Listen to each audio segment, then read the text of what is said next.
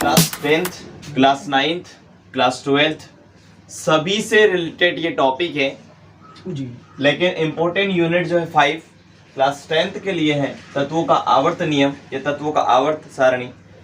इसमें टॉपिक है आज का हमारा पीरियोडिक स्ट्रक्चर कैसे तैयार करें, पीरियोडिक टेबल का निर्माण कैसे करें, तत्वों को कैसे याद रखा जाए, सीक्वेंस में कैसे उनको रखा जाए, उनके परमाणु द्रव्यमान को कैसे याद रखें, परमाणु भार को कैसे याद रखें, एटॉमिक नंबर, एटॉमिक मास और एलिमेंट्स, इन तीन चीजों को किस प्रकार से आप आसानी से याद कर सकते हैं। आज इस लेक्चर में हम यही सीखेंगे और समझेंगे।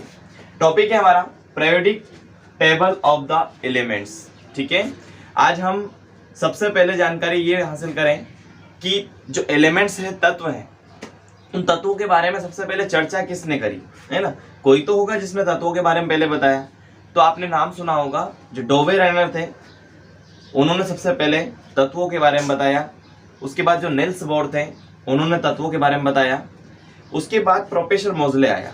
प्रोफेसर मोज़ले इन्होंने सबसे पहले पीरियोडिक टेबल के स्ट्रक्चर को तैयार किया, पीरियोडिक टेबल का निर्माण किया। जो प्रोफेसर मेंडलिप थे उन्होंने जो पीरियोडिक टेबल तैयार की थी, उस पीरियोडिक टेबल में समूह और आवर्त, मतलब कहने का मतलब है ग्रुप्स और पीरियड, इनकी संख्या कम थी। आवर्त तो 7 ही थे, 7 ही आवर्त थे, लेकिन कहीं ना कहीं समूह इनके आवर्त सारणी में कम थे। क्यों कम थे?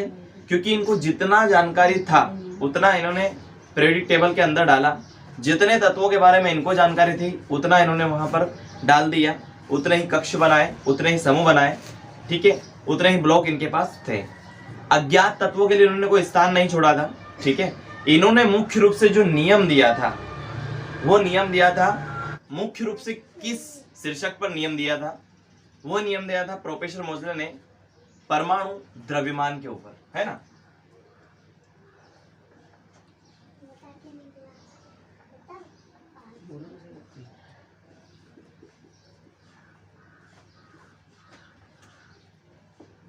एटॉमिक मास को लिया, इसी पॉइंट को लिया और इसी पॉइंट के ऊपर बहुत ज्यादा एनालिसिस किया, बहुत ज्यादा इस पे गहराई से सोचा और इसी के द्वारा उसने तत्वों को उस टेबल के अंदर डाल दिया। ठीक है, अब परमाणु जो द्रव्यमान है वो हर तत्व का अलग अलग द्रव्यमान है। एटॉमिक मास जो है, जैसे हाइड्रोजन का परमाणु द्रव्यमान हम देखें तो परमाणु द्रव्यमान 1 होता है। परमाणु क्रमांक अगर की बात करें हाइड्रोजन की, तो आवर्त सारणी का सबसे पहला तत्व है, इसका परमाणु क्रमांक भी 1 है। लेकिन प्रोफेसर मोज़ले ने कहीं ना कहीं इनके टेबल में कुछ त्रुटियां पाई, कमियां पाई। उन कमियों को दूर करने के लिए प्रयास किया और टेबल को सिस्टमेटिक बनाया। टेबल में जो ग्रुप थे, जो समूह थे, उन समूह की संख्या 8 से लेकर बढ़ाकर 18 हो चुके हैं। उसके बाद पीरियोडिक टेबल में जो आवर्त थे वो दोनों के आवर्त सेम है। उन्होंने भी 7 आवर्त लिए थे।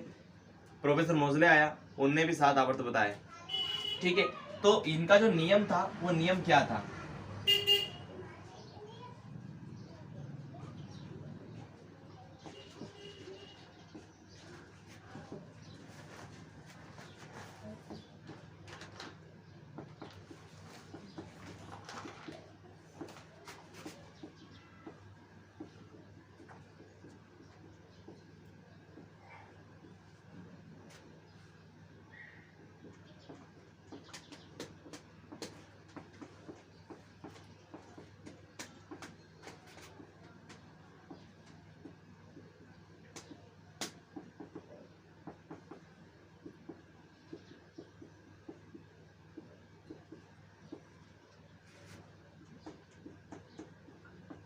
ये नियम है हमारा, ये काफी महत्वपूर्ण है। ये प्रोफेसर मोज़ले और प्रोफेसर मेंडलिप दोनों का नियम 2 अंक के लिए संभावित क्वेश्चन है, हर सत्र में आया हुआ है बोर्ड एग्जाम में।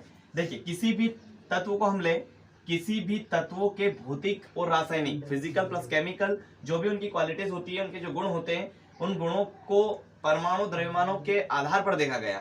तो किसी भी तत्वों के भौतिक और रासायनिक गुण उनके परमाणु द्रव्यमान मतलब एटॉमिक मास के आवर्ती फलन होते हैं। ये प्रोफेसर मेंडलिप के द्वारा एक नियम तैयार किया गया, जिसको मेंडलिप का आवर्त नियम कहा जाता है। लेकिन जो आवर्त सारणी तैयार करी, आवर्त सारणी अर्थात जो पीरियोडिक टेबल तैयार की, किसने? प्रोफेसर मोजले ने। सॉरी, सबसे पहले मेंडलिव की बात करें हम, जो मेंडलिव था उस बंदे ने ये जो नियम दिया था, इस नियम के आधार पर जो पीरियोडिक टेबल का स्ट्रक्चर ढांचा तैयार किया था वो कुछ इस तरीके से था। ऐसे ऐसे आवर्त बनाए,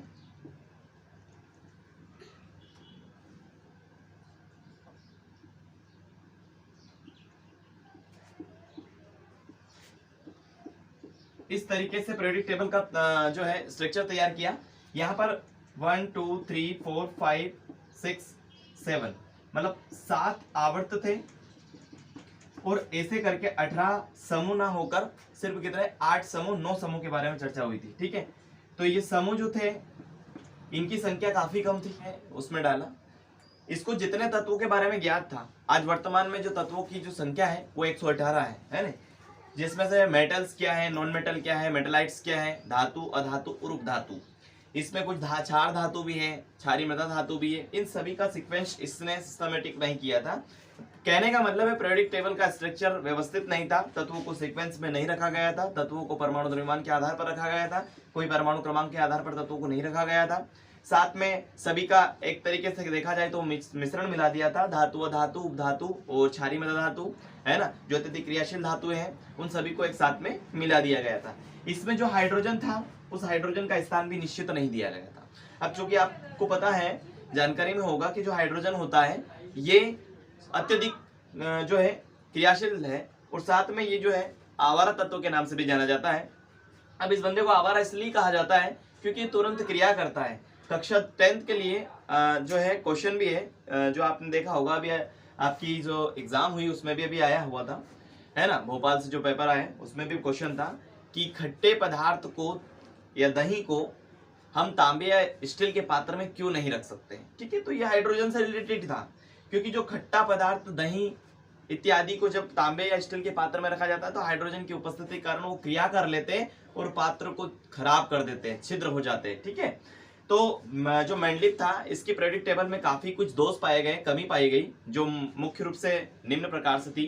पहला, स्ट्रक्चर व्यवस्थित नहीं था, समूह की संख्या कम थी, आवर्त 7 थे, तत्वों को परमाणु क्रमांक के आधार पर ना रखकर परमाणु द्रव्यमान के आधार पर रखा गया था, एटॉमिक मास के सीक्वेंस के आधार पर एलिमेंट्स को पीरियोडिक टेबल के स्ट्रक्चर में डाला गया था।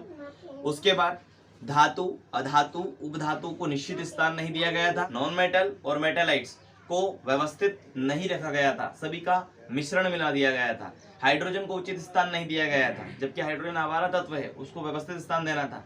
उसके बाद में अक्रियाशील धातुएं थी या गैसें जो है, नोबल गैस जिसको बोला जाता है, उनका भी उचित स्थान नहीं था। इस प्रकार से बहुत सारी कमियां पाई गई। उन कमियों को देखते हुए एक बंदा आया, प्रोफेसर मोजले, जिसने पीरियोडिक टेबल के स्ट्रक्चर को व्यवस्थित बनाया। अब इसके नेक्स्ट वीडियो में हम प्रोफेसर मोजले के बारे में पढ़ेंगे, उनके नियम के बारे में पढ़ेंगे, और इसी वीडियो के अंतराल में हम पीरियोडिक टेबल के स्ट्रक्चर को कैसे तैयार करें, किस प्रकार से बहुत ही आसान तरीके से आप पीरियोडिक टेबल को बना पाओ, सीख पाओ। ठीक है, आज का अगर ये वीडियो आपको अच्छा लगा है तो लाइक, शेयर, सब्सक्राइब करें और ज़्यादा से ज़्यादा अपने क्लासमेट को, अपने साथियों को बताएं। ठीक है, अगर आपको अच्छा लगा हो तो। Thank you.